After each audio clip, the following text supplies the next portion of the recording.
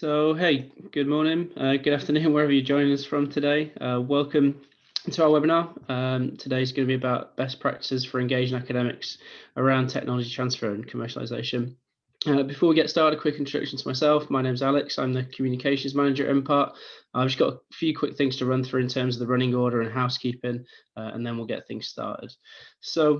In terms of running order, I'm shortly going to hand over to our panel chair today, who is Patrick, one of Impart's two co-founders and directors. Patrick will invite each of our panelists on for a quick 5-minute introduction, and then we'll open up the Q&A with some of the questions that we've prepared in advance, as well as some of the questions we received through our marketing campaign, and then we'll open up to a live Q&A discussion with the panelists. In terms of housekeeping, I'm assuming most people know the drill by now in terms of webinars, but we've started recording. We'll be sharing the recording around tomorrow, so feel free to share that with any colleagues who are not able to make it today. If you have questions, you can submit those through the Q&A feature below. If you're having any issues or anything looks like it's going wrong, you can use the chat to submit questions or message directly to us. So one final thing before handing over, I would say, if it's possible, try and clear your desk, avoid the temptation to only work in the background. Take some time to listen and engage with the experiences that the panelists are here to share with you today. So with that, that's everything from me. Pat, do you want to come in and introduce the panelists? Brilliant. Thanks, Alex. Yeah, so a quick introduction from me then. And thank you very much for everyone who's joining us from around the world today. As Alex says, good morning, good afternoon. We've got over 450 registered attendees. So again, an amazing response to our webinar, which is really great. I think reflects the interest in the subject matter and particularly the quality of the panel that we've got together to give some insights today. Quick thanks to PraxisAuril again for helping us to promote this webinar. If you're not familiar with them, they're the UK's professional association for knowledge exchange practitioners. They have some really great tech transfer training programs, discussion forums, information resources, and events that they have, and virtual and obviously ultimately in-person events at some point. So please do go and check them out. Quick introduction to me. So my name is Patrick Speedy. I'm the co-CEO and co-founder of Impart. If you're not familiar with us, I'm guessing most people are if they've come from one shape or form. We're a digital platform for connecting universities and companies to facilitate collaboration and commercialization. We've been doing that since 2014 and have now grown to connect a network of about 1,400 universities to a company network of about 6,500 of the world's leading companies. So again, just to reiterate what Alex said, so a quick introduction to the webinar. It's entitled Best Practices to Engage Researchers with Tech Transfer and Commercialization. The general context around this webinar is all about looking at helping the TTO community to better engage with their researchers with a view to driving more interest in commercialization, increasing invention disclosures, and that sort of thing. So the panel today brings 3 very much leading experts from institutes in the UK, US, and Europe. Going to be chatting about successes, failures, strategies, approaches to engaging with academics and commercialization, entrepreneurship, and industry collaboration. So hopefully with the aims of this webinar, what we should be able to take away is establishing some best practices, getting some insights from the panel that TTOs have employed to engage their researchers with tech transfer, commercialization, also showcasing a range of different approaches, initiatives from universities of different sizes in different jurisdictions. Very brief rundown of the panel. So we've got Thomas Schmidt, Head of Tech Transfer at Southern Denmark University, Areda Espinosa, Licensing and Ventures Managers at Oxford University Innovation, and Travis Woodland, Director Innovation in Intellectual Property at Portland State University. Thank you all kindly for joining me. So just to reiterate, the format of the panel is going to be just a quick introduction from me, just drawing to a close, 5-minute introduction from each one of our panelists. We've got a couple of questions that we prepared in advance, and then we have about 6 or 7 submitted in advance. And just to reiterate what Alex said, please do use the Q&A function, which is on the Zoom screen. I'll be keeping an eye on that as we're going through the webinar, and we'll do our best to try and get through as many of the questions submitted as possible. If the last one's anything to go by, we won't get through them all, but we'll try our very best. Great. So with that, what I'll do is I'll invite Thomas just to come and give an introduction. Thanks, Pat. Hello, everyone. My name is Thomas, and I'm Head of Technology Transfer at the University of Southern Denmark. We're located in Denmark and continental Europe. We are a multi-faculty and multi-campus university. We're also placed in the rural part of Denmark. We have about 2,500 researchers and 20,000 students, and many different academic disciplines. So more than half of our researchers are engaged in humanities and social sciences.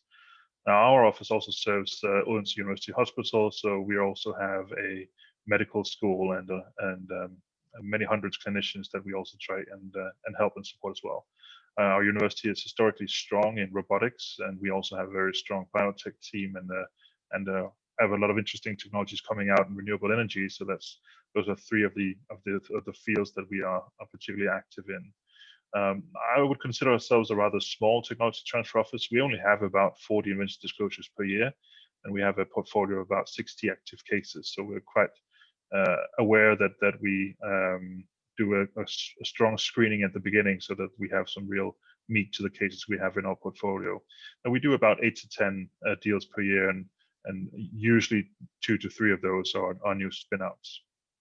I'm fortunate enough to have 6 business developers and a part-time administrator. So that means I have a very good invention disclosure to business developer ratio. And that means we try to get very close to our researchers. We try and help them as much as we can. And it's not just with IP. We also help them with sponsored research contracts, with impact sections and applications. If they need help to contact with industry, we really try to be there as much as we can for them. It also means that we're able to prioritize scouting a lot, which is something I think we'll talk about more today. Now, whether that's one-to-one meetings or presenting at department heads meetings, or just having status meetings with group managers and group leaders, is really important for us to be as proactive as possible. And we're able to do that, again, with the amount of staff we have in our office. Now, one valuable tool that we have that we think is useful for us is that we've been able to save all the meeting minutes, so written meeting minutes from all our one-to-one meetings with researchers over the last 5 years in our database. Now, that's a searchable database. So you can imagine if we have a company that contacts us about a specific topic, we're actually able to search our database and find relevant researchers. And that's something that's helped us numerous times. Personally, I've been working in technology transfer for 14 years, and 7 of those have been in a managerial position. So I like to engage with the tech transfer community whenever I possible. So that's also one of the reasons why I'm joining this panel today. And again, thanks, Pat, for having the opportunity to join the panel. Brilliant. Thanks, Thomas. Yeah, really interesting. There are questions already flying through my mind to ask you, but I'm gonna hold off on those, and I'll pass over to Areda just to give an introduction as well, if that's okay. Hi, everyone. Yeah, thank you for, first of all, thank you for the host for the invite to this webinar. So I'm Iraida. I'm a licensed Mementos manager at Oxford University Innovation. Oxford University Innovation is the technology transfer office of Oxford University. We are quite a big tech transfer office, working and supporting academics for a very long track expertise at university. OUI has a few streams of commercialization. I sit within licensed mentors, and we look over any sort of commercialization around like IP protection and also spin-out creation. But we also have other streams of commercialization, such as consulting services, and a very unique investment team that covers all over 200 spin-out portfolio that we have, including also startups. We also run an incubator to manage any early stage company that doesn't have any IP owned by the university. So in terms of Oxford University, it's a very strong university. We have different divisions running at the university. We have mathematics, physical, life science. We have medical science. We have a very strong core of human and social science as well. And about me, I have been in OUI for a bit longer than 2 years now. Before that, I was working in Barcelona, so my background is in neuroscience. I sit within life science in LMB. And I also have a master in business management. And before that, I spent over a year as an analyst in a VC company back in Barcelona. And yeah, I think that's me and OUI in a nutshell. Perfect. Thanks, Areda. Again, great introduction. And I'll just pass over to Travis now, just to give your introduction, if that's okay.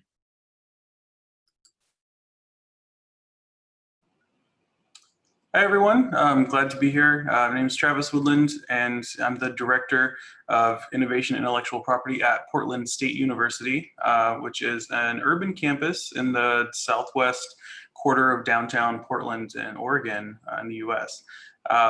We are a relatively small campus research-wise, so we really spend a lot of time, like Thomas, putting effort into technologies, assessing them, working with the researchers, and trying to come up with a game plan before we put a bunch of time and energy into creating a spin out or pursuing an industry license. We're very, very lucky that we have complementary units within a larger umbrella group called Propel PSU.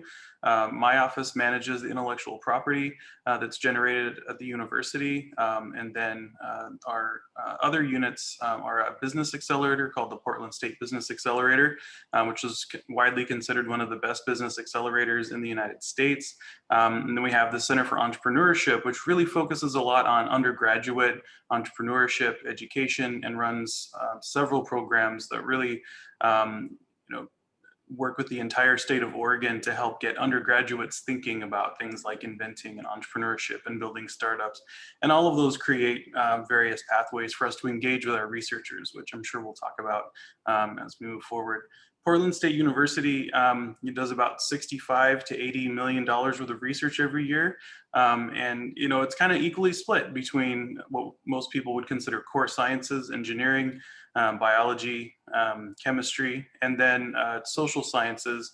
We have a lot of folks who do work in field work for social sciences, work with departments of health and human services, create training programs. And so our licensing office is actually somewhat interesting in that we really sort of split our efforts among those two types of research and intellectual output at the university.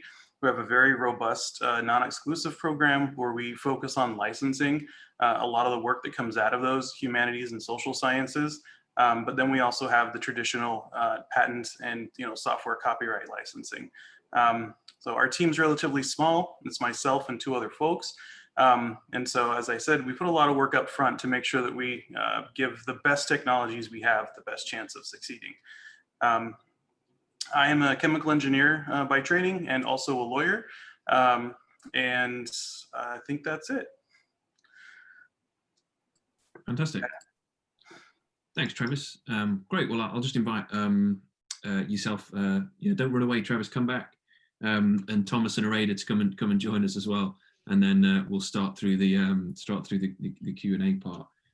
So thanks so much for those introductions. Really, really interesting. Like different jurisdictions, different sizes of universities, different approaches. So I'm excited to dig into some of the questions. So let's get straight into it. So unsurprisingly, there's going to be a question about COVID-19, and we sort of, from preliminary conversation, I know we had this within the mix of different questions, but actually it makes sense on your suggestion, Arada, to perhaps cover this one off first, because a lot of things are going to be impacted by the current situation. So the first question is, how has the pandemic impacted your ability to work with academics? How are you currently communicating with them? Do you see any positives for how you work with academics that could come out of the pandemic? I'll come to you first, Arada, for that one, if that's okay. Yeah, so I guess it's fair that the pandemic has impacted everyone in different ways. When it comes to engaging with academic, I guess it's fair that we have seen some pros and cons on the pandemic because, as you may be aware, Oxford University has been working really hard on some technologies that are trying to battle this pandemic. We have the famous vaccine that it's commercialized by AstraZeneca, but we have a few spin-outs which are involved on that as well. We have Oxet as well, that they have a rapid diagnostic test that I think that has been trialing in Heathrow Airport and the Hong Kong Airport as well. And not only this, but we also have some non-drug related technologies or projects that have been pushed to try to help on that. So, we have seen lots of exciting technologies up and trying to help to combat the pandemic. But when it comes to interacting, it's true that we had to kind of learn how to work in the virtual world. And I guess because we also work with Oxford University hospitals, and lots of clinicians have been on call 24/7 for, I will say, fairly not for about 3 or 4 months. It does indeed have an impact in the way that we have communicated. So what we have been trying to do is we have been keeping the activity as we did as well. We have been trying to solve all the technical issues of digitalization. And of course, before the pandemic, we used to spend, I will say 80% of our time walking in the campus and talking to the academics. And now everything is done via Zoom or Teams and things like that. It's true that before that as well, we had kind of a lot of presence in the university department. So we used to run some what we call spokes, a hot desk, and we are running that virtual as well. So I guess the impact, we have been trying to battle the impact of working virtually, I guess. But yeah, that's how we were trying to deal with that. Would you say that the sort of the data keeping has been more important? I was interested in your point you made, Thomas, about the databases and to dig into that a little bit. But Aurelia, would you say that like your CRM, for example, has become more important in record keeping, where you're going to maybe would have just someone had a conversation with someone, but actually have to keep more notes? And I'm just wondering about the sort of the data keeping, the record keeping. And I've seen OUI's Microsoft BI dashboard that has all sorts of awesome, interesting data all in one place. So has there been any more importance put on sort of record keeping virtually during this time, or has that not been? So at OUI, we manage all over, I will say 4,500 of patents. That's our portfolio only when it comes to patents. So I guess before the pandemic, it's fair to say that before the pandemic, we already had a really strong management, or management tools that we used to use, and it hasn't really changed. So we work really, we work a lot with teams. We work a lot with other colleagues from other groups, business groups within OUI. So we have been working really strong to maintain the tools that we were using. But it's true that we have maybe been a little bit more strong on using Teams. And of course, it comes the socializing bit as well of our work as well, on trying to maintain the daily interaction with our colleagues, because in difference to Travis and Thomas, we have only in license and mentors, we are about 35 license and mentors managers, I will say. So we need to keep this interaction ongoing. No, really interesting. And yeah, Travis, just coming to you next for the same question. Yeah, so it has changed. COVID has changed how we interact. Like as Aurelia said, it was really one of the best parts of my job pre-COVID to wander through the hallways, and sort of peek in once in a while on a researcher that I haven't chatted with in a while. Heading to one meeting, pop in, see what's going on, and sometimes that'll spark a great conversation about something they're interested in. Obviously that isn't possible right now. Our labs and the facilities there are being very carefully managed with capacity controls to follow the best guidance. And so everyone who needs to be there doing actual research, obviously gets priority over folks like me who would just be wandering the hallways chatting people up. So what we've done is really try to enhance a system that we already had in place and had utilized before. And it sounds like Thomas might be doing something similar with his group, and that's to look at the proposals, the grant proposals, the databases of the proposals and awards that have been given in the past 6 months to a year. And previously we had done that. It's a process we call inreach, as opposed to outreach, looking for things that are interesting, that look like they might have patent potential, or on the other side might be something that can turn into a licensable training program or teaching tool that someone in our social sciences are working on. And that would often spark 10 to 12 conversations every quarter with folks who either hadn't thought about commercializing ever. Maybe it's a new faculty, they didn't even know who we were, and it's a good way to make that first introduction to our office. Or if it's someone that we already have a strong relationship with, is a good opportunity to remind them that they should be thinking about submitting disclosures and interacting with our group. And so we've really started to rely quite heavily on that database. And make more direct communications, as part of our strategic planning for the next 2 years. One of our goals is to look at our open cases, our open disclosures, and make sure that we are contacting those researchers, at least once every 6 months or so. If there's been no real activity, or if it's sort of an inactive case where we're hoping it will turn into something someday, but it's not quite there yet. And certainly for anyone where we have, real hope that it's on the edge of being commercializable, make sure we're interacting with them, every 30 to 45 days, just to make sure they remember who we are. It's been interesting to see how people with different priorities, different schedules, different preferences with communication have handled the shift to mostly working from home. In some folks, some of our researchers, they're actually easier to get a hold of now. It's easier to get, a quick conversation about a patent action, or, perhaps an industry inquiry that's come in, because they're more available. They're also not wandering around the campus, spending their time chatting with colleagues they meet, randomly in the hallway. And so in some ways that's been really, really helpful to have researchers that are more engaged and really have a faster return cadence when you have a question for them. Yeah, I think that's really interesting. And we've definitely, maybe aside from academics, obviously they've got their heads down working on COVID specific technologies. We've, for the calls that we have from our companies, we've seen a higher throughput of people actually being available to respond to things. But it's interesting the part you said about, what I would call kind of, internal marketing, or trying to spend a bit more time trying to find things. And I guess we've always had a feeling that from speaking to different universities, there's probably 50% more things inside the university that could potentially be commercialized at any one point. Would you say you just had more time, to go and, expend a bit more effort going and looking at those things? And also any particular tool that you use just to go and look at the research within the university? Yeah, so there's probably more time, just because we have more time to do most sort of ministerial things when you're at home. But in terms of how much sort of the tools that we have, I wouldn't want to disparage our research group, but the database is not the easiest to use. But generally, there's a couple of different databases where you can pull a report. And then it really is a manual search. When you've been in the job as long as I have, you can read a quick skim of a proposal and get a pretty good sense of if there's some there from a commercialization perspective.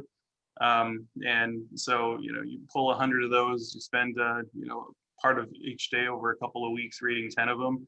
And the ones that look interesting, you flag and reach out, and then just keep reaching out until you convince the faculty member to finally respond to you, and hopefully get a Zoom meeting out of it. Yeah, tenacity, that being the key then as well. Great, yeah. And Thomas, just coming to you on the same question then, just about what you've seen in changes in the current environment to engaging with academics. So obviously, of course, as Joe, the guys have said, it's much more difficult in general to work and engage with the academics. I think there is a difference in the fact that if you have, such as we do with the clinicians, with the university hospitals that are right on the front line, those labs, everyone is dedicated to working there. That's one reason why they can be shut down. And then you have departments in natural sciences, engineering that are perhaps shut down to limit the amount of people in the building. So that's kind of two different ways where there's a lot of activity in one of them and not so much activity in the other one. I think it's very important that we think of this also as an opportunity to plan for the long run. I think at least we are still under the assumption that this will pass. And so that the thinking that they're planning ahead, spending kind of this downtime, where at least some of your academics are inactive, or perhaps they're engaged with teaching, that's much more difficult because they have to be both hybrid, virtual and online and physical as well. It's really to try and plan ahead. So we've done a couple of things. One of the things we've done is we actually repurposed our internal proof of concept fund this year to keep supporting our active cases, because we want to have cases. If we have a drop in invention disclosures, we still want to have cases we can work with in 2021 and onwards. And the other thing is we've noticed as a faculty, the campus is pretty much shut down physically, and when researchers are not engaging and walking the halls, we actually become one of the hubs where we actually listening to what our research is doing in different departments. And so we are actually one of the areas where we can mix and match, and we can make sure that the academics talk to each other, that the engineers who have a great idea for a mask maybe talk to some of the people in environmental safety who know something about chemicals and organic chemistry and so forth. So actually, we try to think of ourselves also as someone who's trying to span the different academic disciplines and fields. And I think overall, as Travis said, you have to be much more active and engaged with your active portfolio, with your repeat researchers, and really talk to them, listen to what's going on.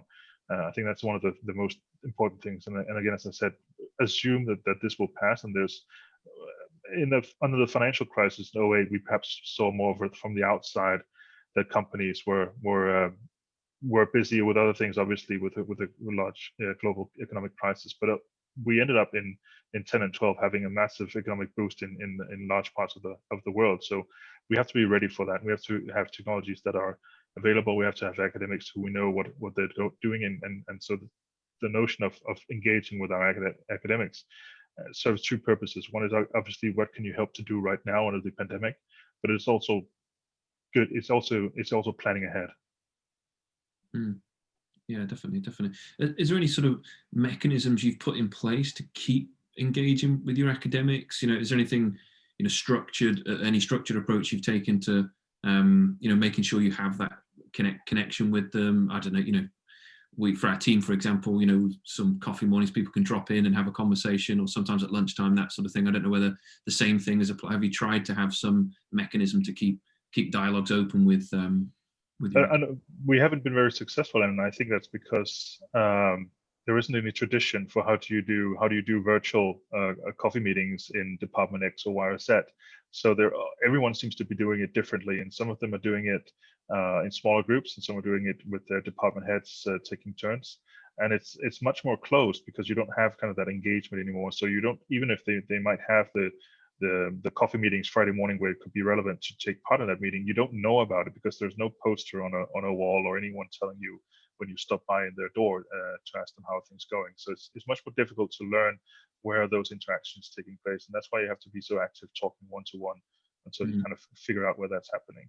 Now we've locked all our one-to-one meetings in our system, and so we can kind of turn the bucket and see who did we speak to the longest while ago, and start talking to them that way around. And that I found that really interesting to know that there's all that record keeping. Is there a particular tool you use just to store them all? Is it just in an Excel sheet? Is it just interesting to know what the actual mechanism is for storing all that information? It's in a CRM system. So we use Microsoft Dynamics, but it could be Salesforce, it could be an Excel spreadsheet, it could be any kind of database. But you have to think of it as keeping tabs of your customers. So any kind of customer relationship management, that kind of thinking is really what we've applied to it. Yeah, sure. Okay, great. Cool. Great. Well, lots of questions coming through the Q&A. I'm going to start with some of the ones that were submitted to us in advance, given people made the effort to do it in advance. So I'm going to start there, if that's okay. So the first question I was going to put to you is, do you find it easier to engage with researchers from life, medical, physical sciences compared to social sciences and humanities? If so, could you give any tips on how to better approach social sciences and humanity researchers? So I think sort of the assumption there is that social sciences and humanities are maybe slightly more difficult to deal with the way that this question's been phrased. And I know you mentioned social sciences in your introduction, Travis, so perhaps come to you first if that's okay on that one. Yeah, absolutely. So I find that the social science folks generally are really happy to have a conversation over Zoom about their work. If you reach out to them and let them know that I've seen a piece of research, or I've seen a proposal that you prepared, or an award that's about to start activity, and really open it with a conversation about how you can take that work, which is normally very focused. In our case, it's generally related to either the state of Oregon or the Pacific Northwest general area of the United States. And a lot of these folks are very passionate about, the impact that the work they're going to do is going to have on kids or health, or folks that have, mental health issues, whatever their research is in. And so, we usually start the conversation with something like, well, you know, the impact that you're going to have is going to be really great in this area, but do you think there's a way that we can expand that impact, you know, to more areas, other countries, other parts of the United States, you know, whether that's, you know, happening solely through a mechanism at PSU, or whether it's through partnering with, you know, a medical agency or a firm that is often contracted by government agencies to do those activities. Some folks are more interested in that than others. Very often, they're not interested as much, you know, in any potential income from licensing as they are about the actual impact of the work being more broadly disseminated, which is perfect. It works out really well. So we have an interesting program, and I'll give you one example. Where the team actually goes out and trains government agencies with their work, and it's a medical assessment, and it's really geared towards juvenile justice. It helps create a common information sheet about folks that are going through a juvenile justice system. And it helps their counselors, their parents, whoever else is involved in making sure this person gets whatever it is they need to, you know, get out of the criminal justice system as quickly as possible. You know, our team goes and trains a group that would then deploy that, and then we give them the tools to utilize that, you know, within their jurisdiction. So there's a couple of groups in New Orleans adjacent that use this pretty regularly.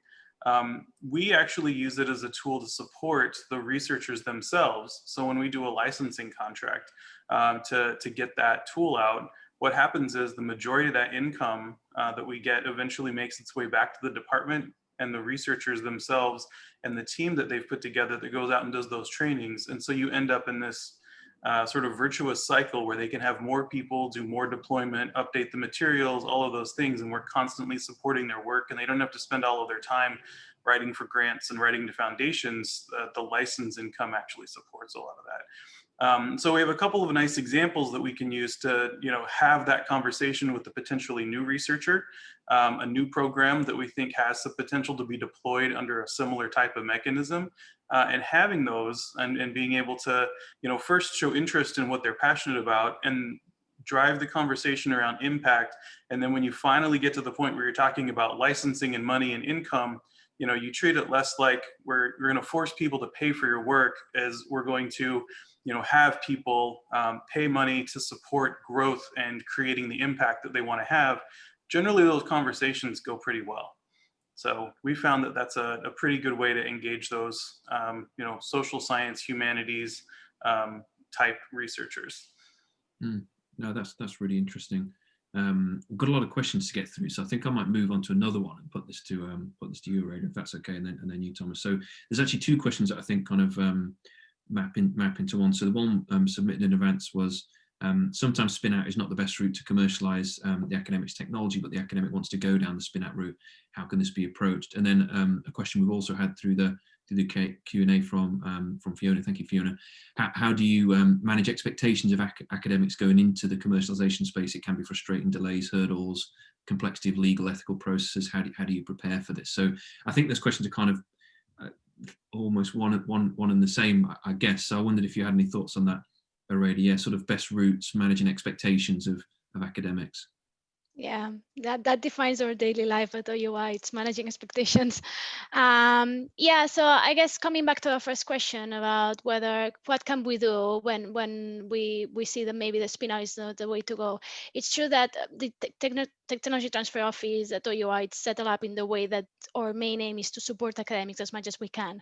And also anything that we do when in regards to commercialization needs to be with the blessing of the academic. That's our main aim. So it's really important that we are aligned on when it comes to commercialization of what they want to do with their IP, right? I guess there is quite a strong entrepreneurship movement at Oxford, and we had quite a lots of activity when it comes to spin-outs. And it's true that I will not say that it's difficult.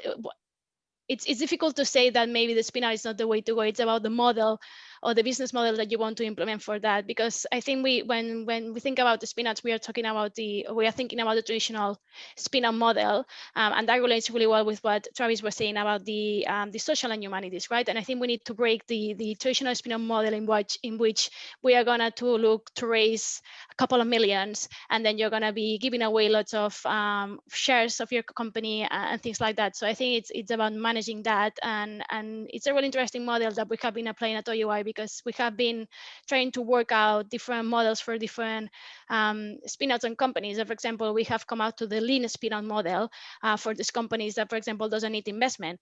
We have also come up to the social enterprise model as well, that everything think about social enterprise as companies that maybe are not profitable, but that's not the main aim of social enterprises, because you can, for example, have a kind of social mission within your company, and your company can be perfectly profitable and can all be suitable for more like social science and humanities type of applications. But we have seen quite a lot for social enterprises as well, for life science and physical science. So it's kind of a journey. And we work as a team with the academics, and we go through the journey together, right? And sometimes we think that the spin-out is the way to go, and we support them to put the financial plan together, the business plan together. We interact with investors, and then it's about getting the feedback back, and it's a working process. And it's a live, when you put a business plan together, it's a live document. And sometimes you end up having a collaboration with a potential company, and sometimes I think we need to take a look at companies coming from university. Mostly all the times are pre-seed or seed stage companies, and it's true that sometimes maybe having some sort of non-dilutive funding or transitional funding will be the best way before getting into the actual point of being investable or being a spin-out, if that makes sense. Yeah, definitely makes sense. This might be a stupid question just to follow up on that, but who's the ultimate decision maker? You know, if the academic says, "Well, I want a company and I don't want to run it, but I want you to set me up a company," I can see how those conversations can get sort of tense and obstructive. But who is it? OUI that has the ultimate decision on how you're going to take it forward? Presumably, you've got to put resources into it, whichever way they want to take. Yeah, I guess the main thing is that we need to make sure that they are engaged with the spin-out, because comparing the traditional licensing process to the spin-out process, the spin-out takes lots of their time, both from OUI and the academics, and we need to be to make sure that they manage their expectations and they are aware of that, and because mostly all the times that the academics will be either shareholders of the company, probably part of the board of directors. So we need to make sure that they are happy with the spin-out happening and the spin-out moving forward. It's true that it not only depends on the academics, but we need to work really close with the departments as well. And we have some sort of internal checks that we need to do to make sure that the head of the department and the departments are happy with that moving forward, because at the end of the day, the departments can see a spin-out as they are giving away assets that they have in the department. If, for example, an academic decide to join the company, it's not likely the case in PIs or very senior professors. They tend to have more like a consultancy type of role and join the company. But I guess to answer your question, ultimately is a decision for the academics to make, whether they want to invest that time in having this spin out, and also the benefits of having a spin out and the impact of creating a company. Yeah, no, that's really interesting. Yeah, Thomas, did you want to add anything on that one, just about managing applications? And I am very convinced that researchers are convinced by data. So if you are in disagreement with them with the best business model, you have to show them why the spin out is a bad business model. So that really comes down to the expectations, but it also means that if you require a business plan from the spin out for them to form, then you have to be able to show them what you're expecting in terms of a business plan. So those two things walk hand in hand. If you have unclear policies about who makes decisions on forming a spin out, you better be sure that you either get those or live with the inconsistency. So you have to really back up in the academic world with if you have strong positions. If you have, and now if a technology can go either way, I think it would be great to, like they have in Oxford, to have different models that you can lean on and then kind of have that kind of safe playground for them to work in. But if you have strong disagreements on it, researchers are convinced by data, so you better show them why a spin out is a bad business model. Mm. And would you go to the extent of bringing them market data to say, Yes, the market isn't as big as you think it is? Key opinion leaders, market data, anything I can get my hands on, anything that we would use internally in the team to convince ourselves that this was the right way to go, could be the same information that shows us this is why this is a wrong way to go.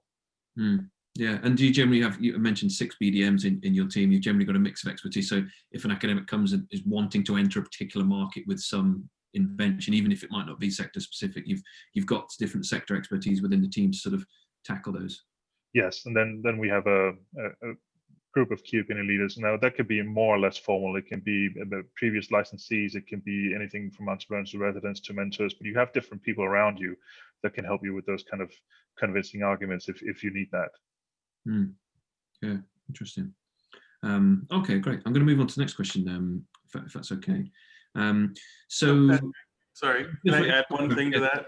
Yeah, please do. Building on what Thomas said, so we have a couple of different programs that can be used as an enticement or as a deterrent for a faculty member or students who thinks they want to start a company with their work.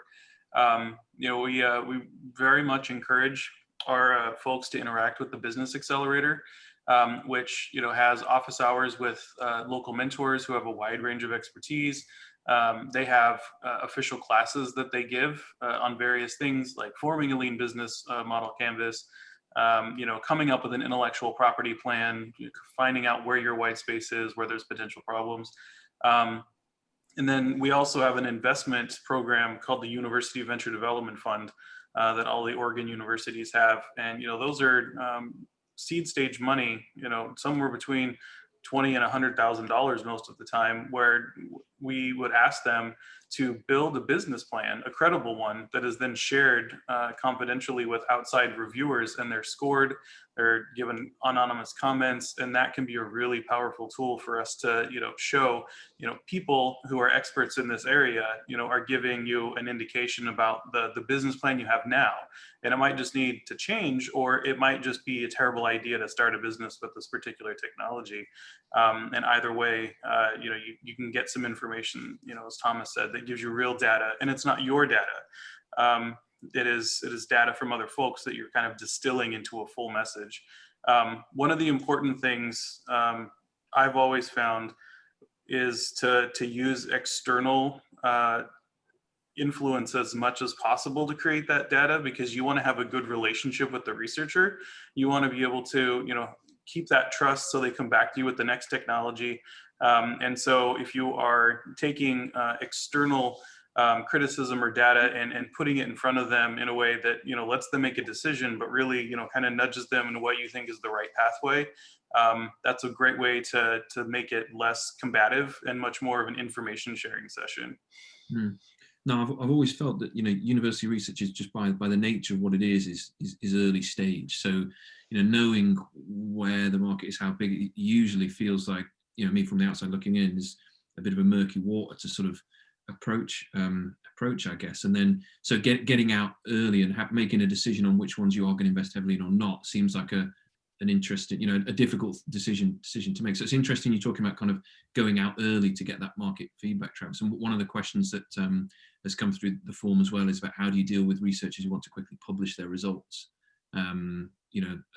Just reading the full question out, there's a lot of the process analysis that takes time until the eventual patent application is filed.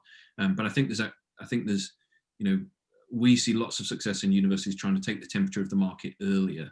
To find out where the interest is from companies. It's different to what they assumed it would be, and just taking the temperature early before you get too far down the line, too embedded within the route that you were going to take. So I don't know whether that ties into a bit of a question there, but yeah, is there any nervousness around taking information out earlier? Do you have a process for doing it and gathering feedback from industry earlier? And is there a battle there with trying to gather feedback versus the fear of publication as well?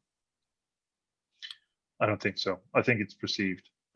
If you know how to talk about the benefits of a technology, what it can do and not how it does it, if you're comfortable working around that, and you do that when you're in the patent pending process anyway, there's nothing wrong with saying, is this a solution to a problem, or is this just a solution without a problem? And so the method of being open early on, I think the benefits far outweigh the disadvantages. Yeah, okay. So I think that this is where the lean business type training can be really valuable and pay dividends in the long run. Academics do like to show data and results, and having them, sort of create a demarcation when they're, ready to publish a paper versus when they're going to go talk to the business world for any reason, whether it's to form a collaboration, make them a partner on a proposal of some kind, framing the proposal to the business to be involved in some way, even as a licensee, is really about, how is this going to impact your business? We understand where this fits, what the costs and benefits are, and understanding that, so you can frame it in that way. And that's a valuable tool for any researcher to have for many reasons. But when you have this, sometimes I think false choice between publication and patenting, it can be really helpful to ask them and work with them on creating a business case that doesn't talk about the technology itself. If you think it's got a lot of value, and we've done this before, I don't like doing it, but what you can do, at least in the US, is you can file essentially a cover sheet provisional, and then with the goal of within 6 months of going out and having these conversations, maybe filing another one that incorporates that extra information you've found about where the real technology value is, and then make a decision at some point of which one is going to be more valuable, whether the time or the information, or maybe both, are going to be more valuable in the long run, and pursue those. But researchers really appreciate, that once they finally get it, they really appreciate that approach, because then they don't feel like they have to make that choice anymore. Yeah. I guess just to add on Travis, it's a compromise, and what we try to do is to engage with researchers quite early on, so we can understand what the technology that they have, what's the market fit, and what's the most suitable IP protection that we can file, right? Because I guess something that really happens a lot at OUI is that we get approached by researchers thinking only about patents as the only way to protect their technologies, right? But there are other IP protections that sometimes they don't have in mind as the first thing. So for example, and also it needs to be careful when it comes to software, for example, technologies. We work a lot with copyrights. We also have quite a few companies that have been created solely from the know-how created within the group, right? And that's sort of information, for example, know-how, it's defined as confidential information. So I think it's about finding the compromise and making sure that we interact with them quite early on, so we can be aware of the red lines on publishing, and what's the long-term track, or what the long-term view of the research group moving forward. Yeah, no, it seems like compromise is definitely something I hear a lot from on this topic between researchers. And interesting, you mentioned the US patenting, Charles. I have spoken to UK universities who, when faced with something they're really not sure about, they do the same thing and file a US provisional patent. As far as I'm aware, the same mechanism doesn't exist in the UK. I could be wrong, but I have heard that before as a backstop for even UK universities. So that's interesting as well. So a few other questions then. So there's a question that's revolving around sort of how academics perceive the benefit. So what feedback have you obtained from researchers who you work with on what they perceive to be the benefits to them or their research groups of engaging with commercialization industry engagement? I suppose and I guess I view this as kind of, do you ever have to have that convincing conversation to say, you should do this if people are reticent, or what sort of approaches you take to kind of communicating the benefits of that, and obviously engaging researchers that you've worked with? Thomas, I'd come to you first on that one, if that's okay. I think it's about speaking into their research dissemination tactics. So how are they trying to get the knowledge about their research out there? One thing is obviously publications and teaching, and students graduating is obviously probably the main sources of this research dissemination. But beyond that, if you can speak to the fact that this is a new avenue and a complementary avenue for them to disseminate their research, I think that's something that can be convincing, at least. And you can also go the other way around. So researchers are often interested in funding, researchers to say the least, and researchers are often interested in getting new data. And so working with companies are means of getting either new data or funding, which they don't have to compete with their colleagues with on the same level. It's usually unique relationships that they have with companies, and it's usually very long relationships they have with companies. And so that's also one way to try to convince perhaps less hesitant or less experienced academics is say these are avenues to dissemination. These are avenues for research funding or for acquiring unique data that your colleagues don't have, and that can also be an advantage in a quite competitive academic world. Yeah. Anyone else want to jump on that one already? I'll come to you next if Oh yeah. I was just about to build on what Thomas said. I guess it comes to understand what's the where does the university sit within the path of developing a product, developing a technology, right? And understand that the university has been set up as a vehicle for research and impact. It hasn't been really set up. Any university has been set up as being a product development or like a manufacturer of product. So I think it comes down to what are the benefits of interacting with industrial partners. It will really depend on the product and the research that you are doing. And I think we need to be mindful that there is, if you want, mostly in other cases, I work a lot with digital health, right? So we need to make sure that we understand that maybe the capabilities and the resources that an industrial partner will have are not the same ones that you can achieve within your research group. And I think we need to be mindful of that. And it's true that we have seen this as well, kind of a change of movement in the way that transitional funding has been written as well. Mostly in all calls now they have a section on commercialization, a section on technology transfer office, a section on what are the next steps for the technology when it comes to industrial development. So I think we can see the benefits that has also been identified as well by funding bodies, by national and international funding bodies. Great. Yeah, if you want to answer anything on that, Travis, please do. Otherwise, we've got lots more questions to go through. I can see this question has 3 likes. Sorry, one quick thing. Yeah, so yeah, we really focus on, I think I already used this word, impact. And so, not every researcher, but many researchers, want to see their work incorporated into a product or a service, or to make a tangible benefit, not just an academic benefit. Some researchers, are really more interested in the academic benefit, and if someone does something with it, great. But it's more and more common, especially with the younger researchers, to really want to see something come out of that work that they're doing. And so, it depends on where they're doing work, what kind it is. If they're engineering, something in robotics and producing hardware and software, that's one thing. If you're a physics lab who's coming up with a new type of fib tip, or something that's really fundamental, that's something totally different. And so the way that they would engage with an industry partner, whether that's with licensing or with research, really depends on what their actual work is. But to Thomas's point, a lot of these folks, I think, are starting to get wise to the fact that writing a research grant and doing some fundamental research is sort of half of the work that you really want to do if you want to look back in 20-30 years and realize you've accomplished a lot of things. The other half is to figure out how to skate to where the puck is going, in terms of what products are going to be made, how it's going to be deployed, how it's going to meaningfully impact people's lives.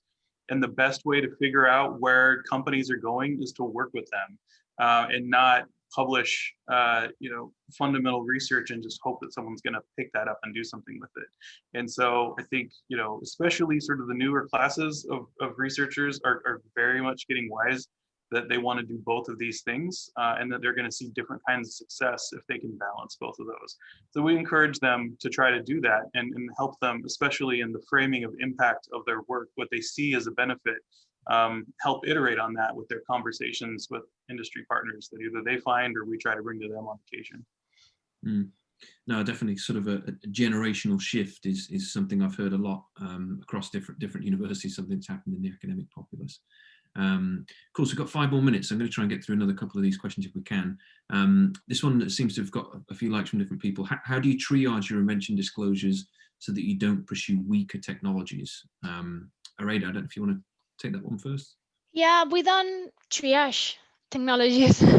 on the meaning of triaging technologies. So the OUI operates in a way that we try, as I said, to support any academic and any technology. It's not about triaging based on what's the market, on what's the value of the technology. It's about understanding what are the needs that the research needs at that time based on the technology that they're presenting to us. And sometimes maybe that need, it's not maybe in the tech transfer stage now, but we, for example, we work alongside the business development unit, industrial partnership unit. So maybe it's about finding the right partner. Maybe it's about getting the next proof of concept data that will bring you to the stage of really having something that maybe we should be in the stage of commercialization. So yeah, we don't triage here. We have quite a huge portfolio of technologies, and it comes down to understand what are the needs rather than triaging based on what's the value on that. I guess it's, yeah, obviously you guys have got a very big team there at OUI. It's the amazing amount of things you must get through and no triage happening. Obviously you've got the resources to do that, but is that different for you, Thomas? Yeah, so we only start projects on about 50% of the invention disclosures we receive. So we have a quite hefty triage at the beginning, and we have about a month and a half, 2 months to do it. So one of the things that I've been involved in developing different generations of triage systems or SOPs, and one of the things I found is that as we got more and more wiser, we leaned less and less on the IP matters of the triage. So market potential, key opinion leader interviews, these kind of things become more and more important as you kind of figure out what you can do with the IP as you progress. I think one thing that you have to always include, even though it might hurt, is that you have to include some kind of gauge of the academic's engagement or prior history or experience. You have to realize that that's a very important component as you move forward with the project. You have to kind of build that into your triage system as well. So one thing is looking at market data. One thing is getting key opinion leaders perhaps give you a statement on this could be a solution to a problem. And the other thing obviously is publications and IP and so forth. But I also think it's important to see, have they got the experience? Do they have the engagement, the excitement? Do they have the lab means to help develop this, or are they dependent on others? That's an important thing to include in any kind of triage procedure or system. Yeah, really interesting. Yeah, any thoughts on that, Travis? Otherwise, we might have time for one more question we can squeeze in. Yeah, one last thing I'll build on Thomas's last comment, that it's really a lot of our triage, it isn't really maybe the traditional sense. We might not be providing patent protection if we don't think that there's enough white space out there to justify the expense.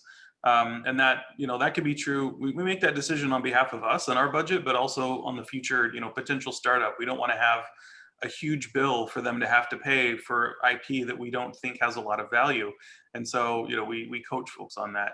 But in terms of, triaging the disclosure, the case, the idea itself, when it comes in, the innovation, we very rarely do that unless the academic, loses interest. And what will often happen is, if there isn't anything commercializable at that moment, we keep that conversation alive and try to nudge them in ways that will get them to think about things that might be protectable, might have more value, might have a commercial pathway. And very often they're amenable to that. And that's a helpful way to not only keep them engaged, but, get new innovations that we can then take real action on. And we very rarely close something unless there's just no chance that it could ever go to market. Yeah. Yeah. Again, really interesting. And so we'll squeeze one more question in the last minute, if we can do that. So kind of prevalent to the times, and this one's got a couple of likes as well in the Q&A channel. What demand side impacts have you seen during the pandemic? Is there less response engagement from potential commercial partners?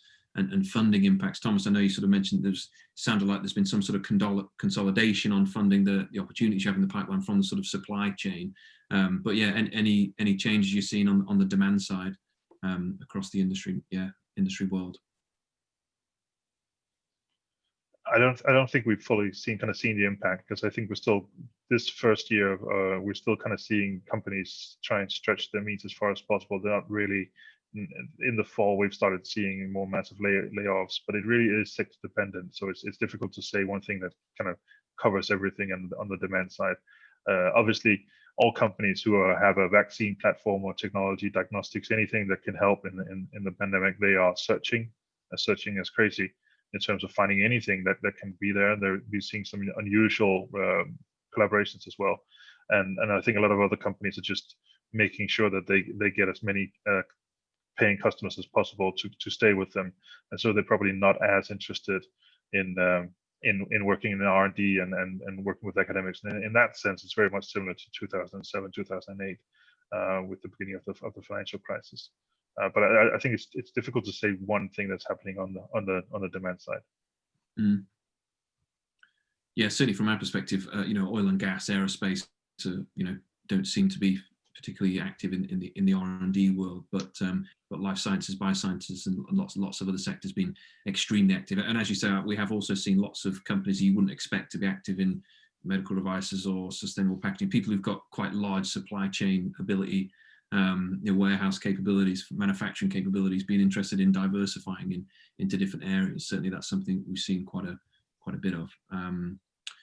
Great. Well, I think we've run out of time then. Could happily stay on and talk a bit more, and we've got more questions than we've managed to get through to. So thank you to everyone who submitted all the questions via the Q&A channel. Apologies to those that we haven't managed to cover today, but I think we made some really good headway and some really interesting insights. So lots of interesting things to come out of today. Key focus on impact across the pond and all areas, from what I could tell. Interested to hear about the lean spin-out models that you're talking about. Really interested in the databasing, the internal meetings, Thomas, the CRM use that you've done there. I think that's a really interesting lesson. Maybe a lot of people are doing it, maybe they're not, but if they're not, I think that sounds like something they should be doing. And the convincing researchers with data was something that I underlined. And just has been an interesting way to kind of align minds, I suppose. And maybe the other thing I wrote down here was sort of compromise being the key to engaging with academics and stuff. So listen, thanks so much for all you to give your time up today. I really genuinely appreciate you all coming and having a chat with us. I certainly enjoyed it. For everyone who's listening, there will be a recording we're going to be distributing after today. So anyone that's signed up to the webinar, we will be distributing the recording. You'll be able to access that. We're going to be putting it on our website as well. You'll be able to see that. This is going to be our last webinar before Christmas. But we're very much open to any more ideas of any new topics that people would like to hear about, anything like that. You can send those through to our communications manager, Alex. His email, alex@in-part.co.uk.